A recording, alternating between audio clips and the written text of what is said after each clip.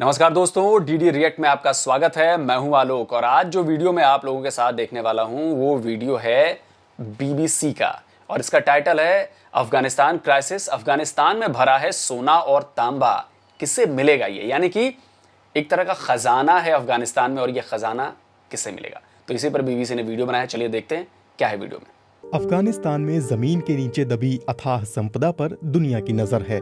वहां सोना, तांबा और बहुत कम मिलने वाला लिथियम मौजूद है। एक अनुमान के मुताबिक इनकी कीमत $1 ट्रिलियन से अधिक हो सकती है। लेकिन अब सवाल उठ रहे हैं कि तालिबान के देश पर कब्जे के बाद इस संपदा पर किसका अधिकार होगा। अमेरिका ने जैसे ही अपने 20 साल के अभियान को खत्म कर वापस जाने का फैसला किया, तालिबान ने अपने पैर पसारने शुरू कर दिए। सालों बाद युद्ध के हालात झेल चुके इस देश में सत्ता पर एक बार फिर तालिबान काबिज है। लेकिन क्या यहाँ मौजूद प्राकृतिक संपदा, मानव संसाधन और भौगोलिक स्थिति का फायदा तालिबान उठा पाएगा? सोवियत और अमेरिकी वैज्ञानिकों का दावा है कि अफगानिस्तान की पहाड़ियों और घाटियों में तांबा, बॉक्साइट, लौह अयस्क के साथ साथ सोना और मार्बल जैसे कई कीमती खनिज पदार्थ मौजूद हैं। हालांकि अभी तक अफगानिस्तान इनकी खुदाई करके इन्हें बेच नहीं पाया है। इनसे होने वाली कमाई से लोगों की जिंदगियों में बदलाव आ सकता है। भारत, ब्रिटेन, कनाडा और चीन के निवेशकों ने वहां कई एग्रीमेंट्स पर दस्तखत किए, लेकिन किसी ने भी खनन शुरू नहीं किया।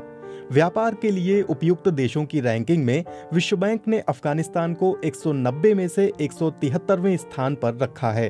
ट्रांसपेरेंसी इंटरनेशनल की भ्रष्ट देशों की रैंकिंग में ये 180 में से 165वें नंबर पर है। इस बात की जानकारी लंबे समय से मौजूद है कि खनन करने के लिए उपयुक्त जगहें कौन सी हैं। 1960 के दशक में ये जानकारियां सोवियत संघ के भूवैज्ञानिकों ने जमा की थीं। लेकिन इसके बाद की आधी सदी में कभी अफगान सोवियत की सेना से लड़ते रहे तो कभी खुद से, और उसके बाद अमेरिका और उसके सहयोगियों ने दखल दिया। मैप और फाइलों पर धूल जमा होती रही, ना खनन शुरू हो सका, ना ही फैक्ट्रियां बन सकीं। तांबे और लोहे को जमीन से नहीं निकाला जा सका तो वहां की पहाड़ियों को लाल और हरे रंग से पेंट कर दिया गया है। हाथ से निकालने के तरीकों से ही केवल लापीस लाजुली, पन्ना और माणिक का खनन किया जाता रहा। ये सब मुख्य रूप से तालिबान की ओर से उस इलाके में किए गए जो देश के अधिकारियों के नियंत्रण में नहीं थे और इन्हें तस्करी कर पाकिस्तान भेजा जाता था। इस पूरे दौर में अफगानिस्तान की अर्थव्यवस्था का आधार खनिज संसाधन नहीं बल्कि कच्चा अफीम रहा। संयुक्त राष्ट्र का अनुमान है कि देश में सभी आर्थिक गतिविधियों का लगभग 10% हिस्सा अफीम के उत्पादन, निर्यात और खपत से जुड़ा है। अफीम का निर्यात अफगानिस्तान की बाकी सभी चीजों के निर्यात से दोगुना है।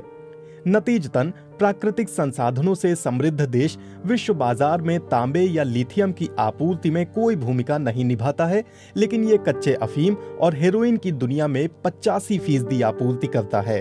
20 साल में अपनी मौजूदगी के दौरान अमेरिकियों ने खनन उद्योग के विकास के लिए अनुकूल स्थितियां बनाने की कोशिश की। उन्होंने अभिलेखागार से सोवियत मानचित्र निकाले और उनके आधार पर अपने मैप बनाने शुरू किए। एक दशक में यूनाइटेड स्टेट्स जियोलॉजिकल सर्वे ने 40 टेराबाइट डेटा एकत्र किया है और इसकी हिफाजत के लिए अफगान लोगों को प्रशिक्षित किया है। अफगानिस्तान दुनिया का पहला देश बन गया जिसकी लगभग 100% जांच हाइपर स्पेक्ट्रल इमेजिंग का उपयोग करके की गई। इसका नतीजा ये हुआ कि अमेरिकियों ने 60 अति आधुनिक मानचित्र तैयार किए, लेकिन नक्शे से केवल संसाधनों का अनुमान लगाया जा सकता है, व्यापार लायक उत्पादन नहीं किया जा सकता। एक अनुमान के मुताबिक लिथियम और अन्य दुर्लभ धातुओं का अफगानिस्तान में $3 ट्रिलियन का भंडार है, लेकिन इनके खनन के लिए पैसा, तकनीक और आधारभूत संरचना की जरूरत है जो अफगानिस्तान के पास नहीं है। अमेरिका की मौजूदगी के दौरान देश में धन आने लगा था। अफगानिस्तान को कई देशों से आर्थिक मदद मिली, लेकिन ज्यादातर पैसे सड़क, बिजली, खेती और मानव संसाधन के विकास के लिए मिले थे। विश्व बैंक ने भी स्वास्थ्य, एजुकेशन, समाज में समानता बढ़ाने के लिए $5 बिलियन की रकम दी थी। अफगान अधिकारियों ने खनन क्षेत्र में विकास के लिए विदेशों से मदद मांगी थी। कई विदेशी निवेशक इस ओर आकर्षित भी हुए। ये सभी पड़ोस के शक्तिशाली देश थे।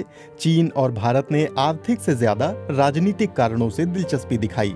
भारत ने $11 बिलियन के निवेश का वादा किया, $3 बिलियन खर्च भी किए, लेकिन अब वो वापस जा रहे हैं। स्टील अथॉरिटी ऑफ इंडिया की अगुवाई में भारत की कई कंपनियां वहां एक मेटलर्जी प्लांट बनाने वाली थीं। पहले लौह अयस्क की क्वालिटी से जुड़ी दिक्कतें सामने आईं, फिर सुरक्षा से। अब सरकार बदल गई है और तालिबान से किसी समझौते की उम्मीद कम है। चीन और तालिबान के रिश्ते बेहतर हैं, लेकिन चीनी कंपनियां भी गृह युद्ध की स्थिति में बड़ी रकम निवेश करने से बचेंगी। साल 2008 में चीन की सरकारी कंपनी को काबुल के करीब मेस एनक इलाके में दुनिया का सबसे बड़ा कॉपर डिपॉजिट बनाने के लिए मदद मिली। यूनेस्को की हिस्टोरिकल हेरिटेज की लिस्ट में शामिल इस बौद्ध स्मारक के नीचे एक अनुमान के मुताबिक 11 टन तांबा मौजूद है, लेकिन 12 साल बीत जाने के बाद भी स्मारक अपनी जगह पर है और तांबा जमीन के नीचे। 2016 में तालिबान ने ऐलान किया कि वो भविष्य के खदानों को अपने कंट्रोल में ले रहा है। काबुल में मौजूद अमेरिकी अधिकारियों ने इसकी आलोचना की। 2 साल पहले तालिबान ने अल्प विकसित खदान पर हमला किया था और चीन की ओर से काम पर रखे गए 8 अफगान श्रमिकों को मार डाला था। चीनी सरकारी अखबार ग्लोबल टाइम्स ने अमेरिकियों के उस इलाके से निकलने के बाद एक अधिकारी के हवाले से लिखा कि ये और अफगानिस्तान में अन्य चीनी परियोजनाएं अब भी सामाजिक अस्थिरता के कारण निलंबित हैं। समाचार एजेंसी रॉयटर्स के मुताबिक चीन की तेल कंपनी सीएनपीसी ने अमू दरिया बेसिन इलाके में तेल उत्पादन को बंद कर दिया है। ये इलाका कई बार रॉकेट के हमलों से बचा है। चीन की सरकारी स्वामित्व वाली चाइना मेटलर्जिकल ग्रुप एनक कॉपर डिपॉजिट जियोनसी कॉपर कंपनी के साथ फिर से काम शुरू करने पर विचार कर रही है, लेकिन इसके लिए 2 शर्तें हैं। चीन के सरकारी अखबार ने कंपनी के एक सूत्र के हवाले से लिखा, हम काम शुरू करने पर विचार कर रहे हैं, लेकिन ये तभी होगा जब वहां स्थिति सामान्य हो और तालिबान को चीन समेत दुनिया के दूसरे देश मान्यता दें। चीन ने उम्मीद नहीं छोड़ी है, लेकिन वो किसी तरह की जल्दबाजी में नहीं है। तो दोस्तों, ये था वीडियो और ये वीडियो हो गया खत्म। देखिए, किसी भी देश के लिए प्राकृतिक संसाधन, खनिज संपदा किसी वरदान से कम नहीं है, और जिन देशों के पास ये ज्यादा मात्रा में है वो बहुत ज्यादा अमीर कह लीजिए एक तरह से, क्योंकि धरती में उनके बहुत बहुमूल्य चीजें छुपी हुई हैं। अफगानिस्तान भी उन्हीं में से एक है। लेकिन दिक्कत यह है कि अफगानिस्तान जो है वो अनस्टेबल है, अस्थिर है, और ये पिछले कई दशकों से है, जमाने से है। और वहाँ के लोगों को इसकी सबसे बड़ी जो दिक्कत है वो यही है कि अस्थिरता की वजह से वहाँ के लोगों को इसका खामियाजा भुगतना पड़ता है। देखिए, भारत हो चाहे चीन हो चाहे कोई भी हो, वहाँ पे जाके करेंगे, वहाँ पे अफगानों को काम मिलेगा, वहाँ से निकलेगा तो बिजनेस बढ़ेगा, लोग, सरकार अमीर होगी, सरकार के पास पैसे आएंगे तो वो लोगों के लिए काम करेगी। लेकिन अफगानिस्तान के जो हालात हैं और फिलहाल जो हालात हैं, वो चाहे तालिबान सरकार हो कोई भी हो, बहुत मुश्किल है।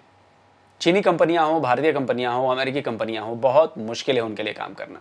ठीक है कि तालिबान और चीन के रिश्ते बहुत अच्छे हैं, लेकिन वहां पर कब क्या हो जाए कुछ कह नहीं सकते, और चीनी लोगों के जान भी दांव पर लगे रहेंगे।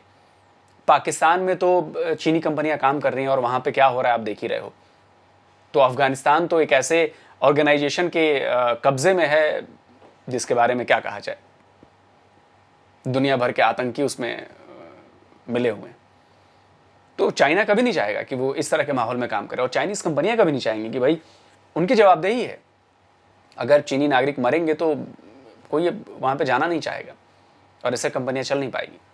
खैर, अब देखते हैं क्या होता है, तालिबान क्या करता है नहीं करता है। अब कुल मिलाकर तो सत्ता उसी के हाथ में है, तो देखते हैं क्या होता है। तो जल्दी हाजिर होता हूं एक और नए वीडियो के साथ। नमस्कार, जय हिंद।